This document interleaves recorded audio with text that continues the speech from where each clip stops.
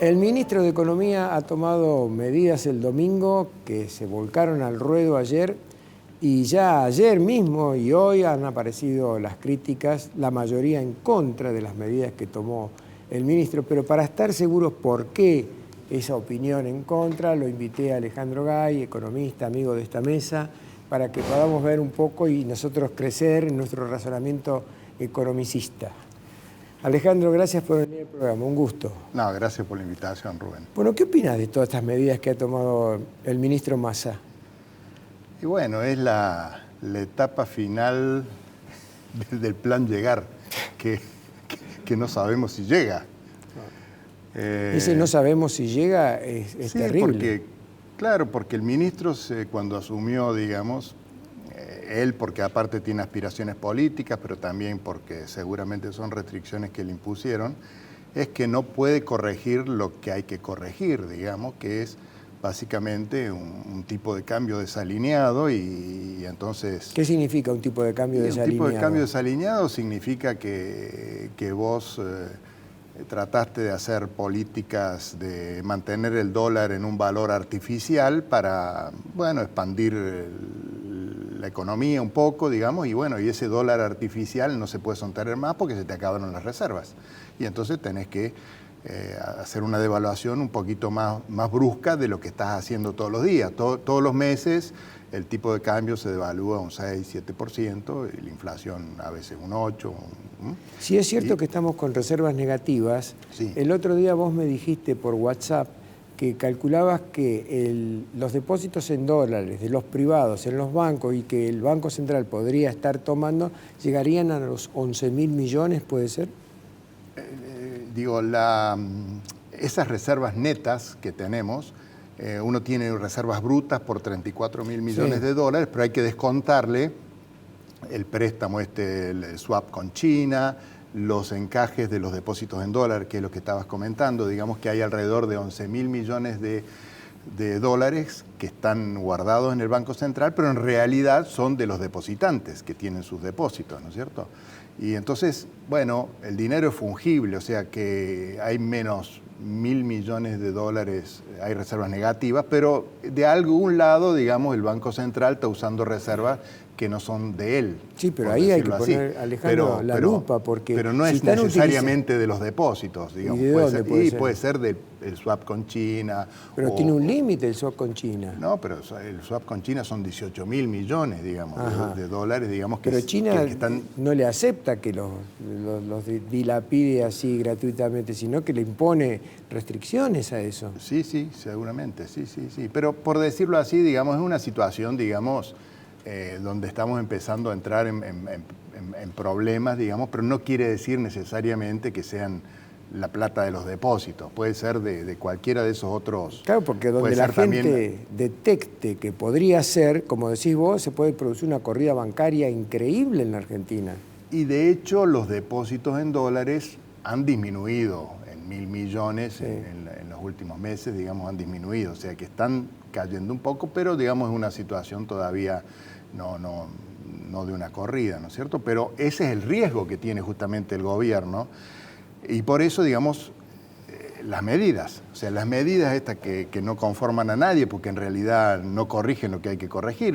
Entonces, la estrategia del gobierno es conseguir de donde fuera dólares y tratar de evitar, digamos, de que los dólares se sigan yendo al sector privado. Entonces ha subido tasas de interés. Ha subido un poquito la tasa de interés sobre los plazos fijos. ¿Y eso están en el 91% puede ahora. traer subir las tasas de interés? Y entonces eso, por de pronto, sí, a los depositantes hace que los depositantes no se pasen todos al dólar. Está bien, pero no le salva al depositante porque la tasa de interés, 97%, está debajo de la inflación. Sí, el efectivo un poquito más alto, o sea que más o menos lo mantiene ahí, digamos. Entonces eso... Pero por también ejemplo, el gobierno no puede subirla mucho a la tasa de interés porque o no la quiere subir mucho, porque si la sube mucho, lo que le pasa es también que se le cae el nivel de actividad.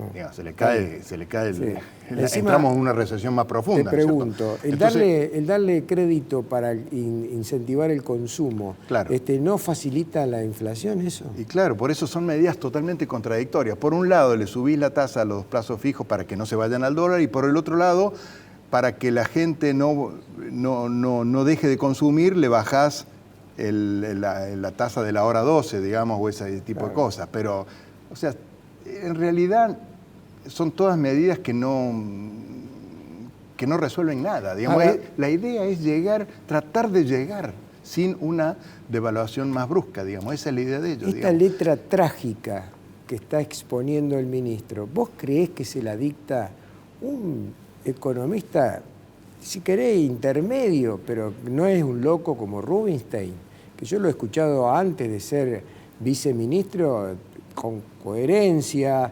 ¿Vos crees que Rubinstein le puede estar dictando letra o la letra viene directamente de la cámpora? No, seguramente no, que los intereses coinciden. O sea, Massa quiere él llegar porque capaz que quiere ser candidato, entonces quiere que la economía...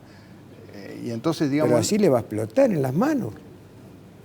No es tan seguro, digamos. O sea, la situación no va a mejorar, se va a ir deteriorando, pero no necesariamente le va a explotar, digamos. O sea, es muy al borde del precipicio que están jugando, pero es lo que les queda hacer, digamos, porque decidieron hacer eso de entrada. Entonces, se les puede, si no consiguen dólares, que están teniendo bastante dificultades para conseguir, digamos,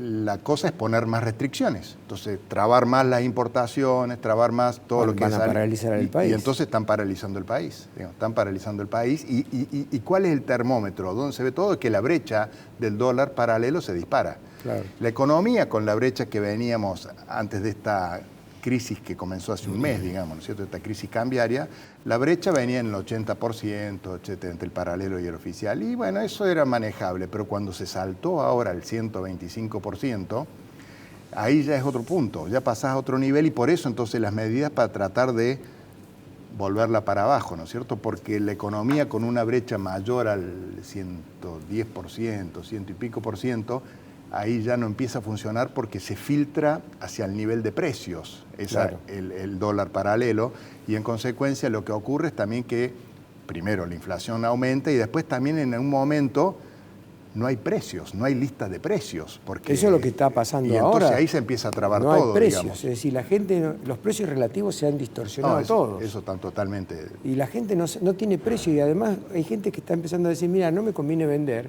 porque no sé después cómo voy a reponer, y entonces no venden. Sí. ¿Te acordás de Helvar cuando los comercios cerraban por vacaciones porque no sabían cómo vender, porque impuso la inflación cero, la Argentina potencia y todas esas cosas? Te quería hacer otra pregunta, Alejandro, porque eso puede hacer al gobierno que viene. Están insistiéndole al fondo que necesitan dinero. El fondo no ha dado respuestas claras al respecto, sino que como es una cueva de burócratas, están dando vuelta ahí adentro que la cuadratura del círculo. Si el fondo le da dinero, le anticipa dinero a este gobierno, el dinero que le correspondería dar al gobierno que viene, ¿el gobierno que viene quedaría huérfano de dinero por parte del fondo o el fondo pondría un extra para el gobierno que viene? Vos que sos economista, ¿cómo crees que va a pensar el Fondo Monetario?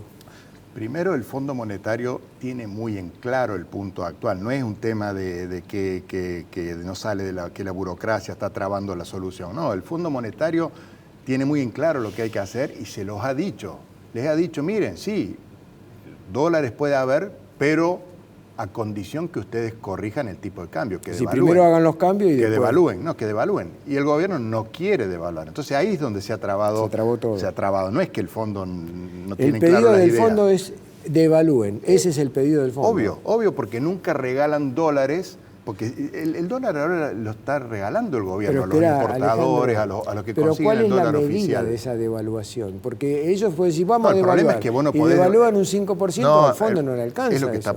No, por eso. Tiene que ser una devaluación discreta de un monto mayor, pero lo que pasa es que también una devaluación así, porque sí, o sin un plan de estabilización que la acompañe, no sirve para nada, digamos. Entonces el punto es ese, este gobierno no lo puede hacer porque no está dispuesto. Primero, que ya no hay tiempo hasta el fin del mandato, pero además no está dispuesto, ¿no es cierto?, a hacer un plan de estabilización, ajustar un poco el gasto público.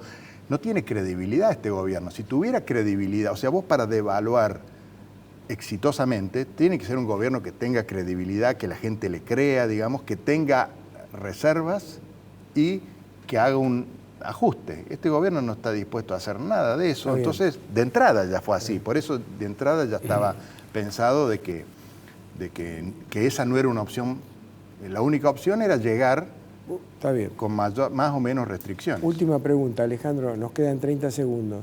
Para hacer una devaluación real, consistente, nutritiva, ¿de cuánto debería ser esa devaluación? ¿Un 20, un 40, un 60%? ¿De cuánto? Mira, no tiene mucho sentido, digamos, hablar, digamos, de un número preciso, digamos, pero está claro, digamos, que es algo que está entre entre el oficial y el paralelo, digamos, ahí va a quedar entre medio de eso, va a quedar el tipo de cambio, más tirando al paralelo. Hay más de un 100% de derecha. ¿Quiere decir que estaríamos hablando, por ejemplo, del 50%? Con un plan exitoso posiblemente haya que pensar en una cifra parecida a esa, pero no como te digo, no solamente va a tener que ser un plan con un ajuste fiscal importante, con un nuevo gobierno que tenga credibilidad, con reservas ya sea prestadas o que se consigan de algún lado para poder sostener, digamos, la nueva paridad, ¿no es cierto? Y sí, sobre todo, y hacer las cosas bien, digamos, básicamente. Gracias, Alejandro.